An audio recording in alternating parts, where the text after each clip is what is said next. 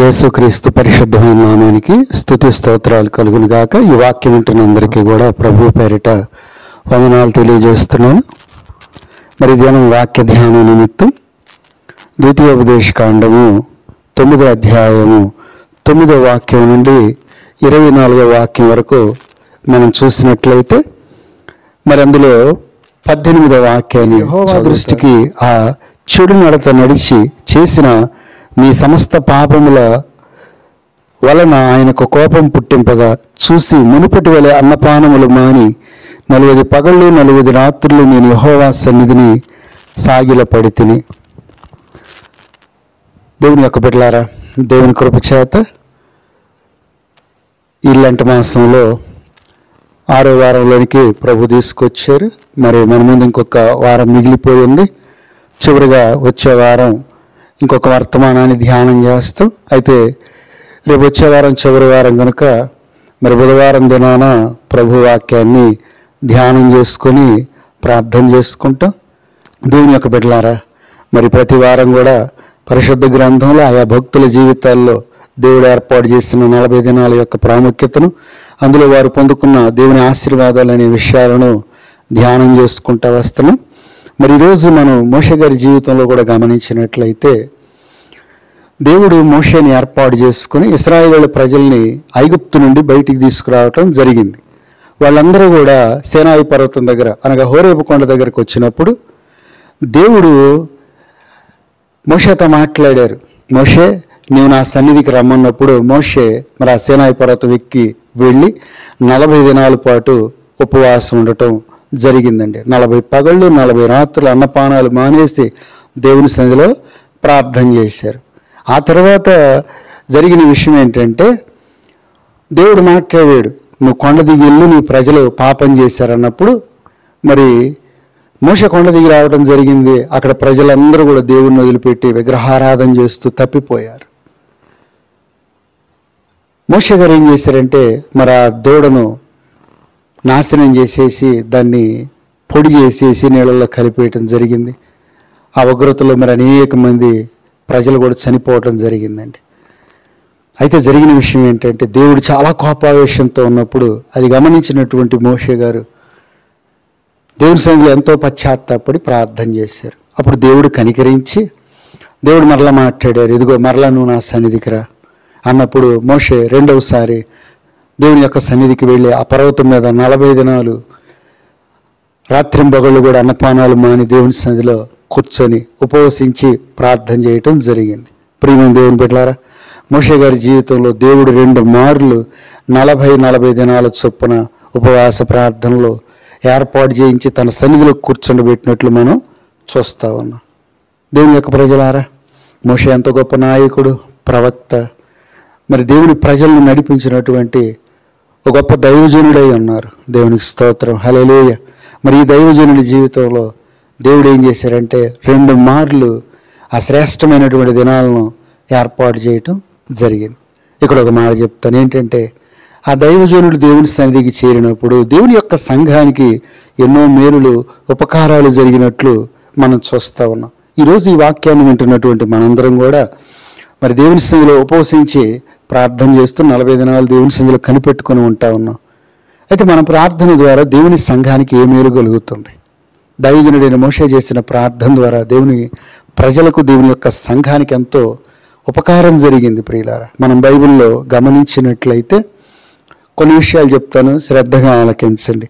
మొదటి విషయం ఏంటంటే, దేవుని చేతితో వ్రాయబడినటువంటి 10 ఆజ్ఞల పలకలు 2 దేవుని యొక్క ప్రజలకు అందించబడటం జరిగిందండి. మొట్టమొదటిగా ఆయన ఉపవాసం ఉన్నప్పుడు అందించబడినవి పగలగొట్టబడ్డాయి. అయితే ఆయన 2వ మారు ఉపవాసం ఉన్నప్పుడు చదువుకున్న మూలవాక్యంలో ఉంది, నేను మునుపు సాగిలపడినట్లు మరలా దేవుని సన్నిధిలో సాగిలపడ్డాను. అంటే దీని అర్థం ఏంటి? 2 మార్లు నేను ఉపవాసం ఉండి దేవుని సన్నిధిలో ప్రార్థించాను. ప్రియులారా, దైవజనుడు చేసిన ఉపవాస ప్రార్థన ద్వారా కలిగిన మొదటి మేలు ఏంటంటే, దేవుని చేతితో వ్రాయబడినటువంటి 10 ఆజ్ఞల పలకలు దేవుని యొక్క ప్రజలకు అనగా దేవుని యొక్క సంఘానికి ఇవ్వబడటం జరిగింది. ఆ తర్వాత 2వ విషయం చూసినట్లయితే, దేవుని యొక్క ప్రజలు దేవుని ఆరాధించుకోవటానికి దేవుని మందిర ఏర్పాటు కూడా జరిగిందండి. ఆ రోజుల్లో దేవుని మందిరాన్ని ఏమనేవాళ్ళు? ప్రత్యక్షపు గుడారం. ఎందుకంటే ఒక చోట నుంచి తీసుకెళ్ళి మరలా మరొక చోట. ఎందుకని? వాళ్ళందరూ 40 ఏళ్ళు అరణ్యంలో ప్రయాణం చేశారు కనుక వాళ్ళ ప్రయాణంలో మరి స్థిరమైన మందిర నిర్మాణం కుదరదు కనుక మొట్టమొదటిగా దేవుడు ప్రత్యక్షపు గుడారాన్ని ఏర్పాటు చేయటం జరిగింది. ఆ ప్రత్యక్ష గుడారు ఏర్పాటు కానీ, సేవకుల ఏర్పాటు, పరిచర్య ధర్మము, మరి ఆ పనులు చేసేటువంటి వ్యక్తుల ఏర్పాటు, ఇవన్నీ ఎక్కడ దేవుడు మోషేకి ఇచ్చారంటే అదిగో ఆ 40 దినాల ఉపవాస ప్రార్థనల్లోనే దేవుడు తన సంఘం కొరకు ఆ విషయాలు బయలుపరచడం జరిగింది. ఆ తర్వాత మూడో విషయాన్ని మనం చూసినట్లయితే, దేవుని యొక్క సన్నిధిలో ఉపవసించి ప్రార్థించినప్పుడు దేవుడు అనేక జీవవాక్యాలను తన చిత్తాన్ని బయలుపరచడం జరిగింది ప్రియులారా. వాటన్నిటినీ కూడా మోషే గారు దేవుని యొక్క సన్నిధిలో ఒక గ్రంథంగా పొందుపరిచి ధర్మశాస్త్ర గ్రంథంగా వ్రాయటం జరిగింది. దేవునికి స్తోత్రం, హల్లెలూయా. అలాగే మరొక విషయాన్ని కనుక గమనించినట్లయితే, 4వ విషయం ఏంటంటే, దేవుని ప్రజలు తప్పిపోయి పాపం చేశారు. దైవజనుడైన మోషే దేవుని పాదాల యొద్ద సాగిలపడ్డప్పుడు దేవుడు ఆ ప్రజలందరినీ క్షమించటం జరిగింది ప్రియులారా. ఆ తర్వాత జరిగిన విషయం ఏంటో తెలుసా? దైవజనుడు కూడా దేవుని యొక్క మహిమతో నింపబడ్డాడు. ఆయన కొండ దిగి వచ్చేటప్పుడు ఏమైందో తెలుసా? మోషే ముఖం ప్రకాశించటం ప్రారంభించింది. దేవునికి స్తోత్రం, హల్లెలూయా. కనుక ప్రియులారా, దేవుని యొక్క సంఘానికి ఎన్నో గొప్ప కార్యాలు జరిగినాయి. అలాగే మోషే గారి జీవితంలో కూడా ఎంతో అద్భుతం జరిగింది. కనుక ఈరోజు మనం ధ్యానం చేసే అంశం ఏంటంటే, ఈ 40 దినాల ఉపవాస ప్రార్థన ద్వారా దేవుని యొక్క ప్రజలకు, దేవుని యొక్క సంఘానికి, దేవుని యొక్క పరిచర్యకు ఎలాంటి మేలు కలుగుతుంది? దేవుడు నీ ద్వారా నీవు ఉండే ఉపవాసాన్ని బట్టి సంఘానికి ఏం బయలుపరుస్తూ ఉన్నారు? ఒకసారి ఆలోచన చేసుకుందాం. మరి వాక్యాన్ని వింటున్న వాళ్ళు ఎవరైనా దేవుని సేవకులు ఉన్నట్లయితే మీరు ధైర్యం తెచ్చుకొని దేవుని సన్నిధిలో ఉపవసించి ప్రార్థించండి.